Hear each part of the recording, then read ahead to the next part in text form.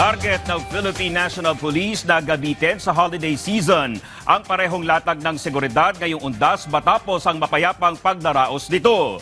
Yan ang ulat ni Ryan Lesiges.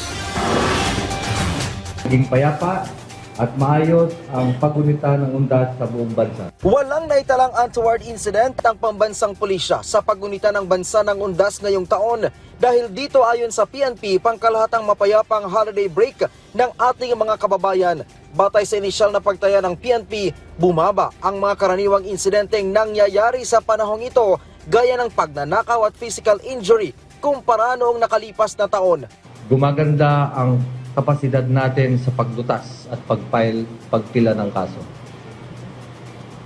For our focus agenda in terms of resource management, the PNP currently has a total strength of 230,560 as of September 30, 2025. Ayon kay Acting PNP Chief Police Lieutenant General Jose Melencio Nartates Jr., naging epektibo ang pagpapakalat ng mahigit 50,000 tauhan at sa pakikipag-ugnayan nito sa iba pang ahensya ng pamahalaan para tiyaking ligtas at mapayapa ang pagdaraos ng naturang okasyon.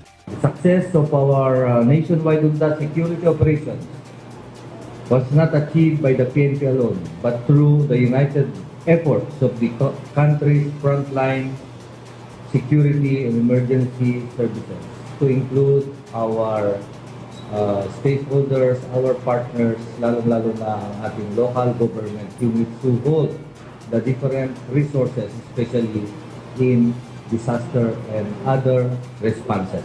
Dahil sa pinagting na presensya ng pulisya, sinabi ni Nartates na ito na rin ang kanilang gagamiting blueprint sa kanilang security deployment plan sa nalalapit na Pasko.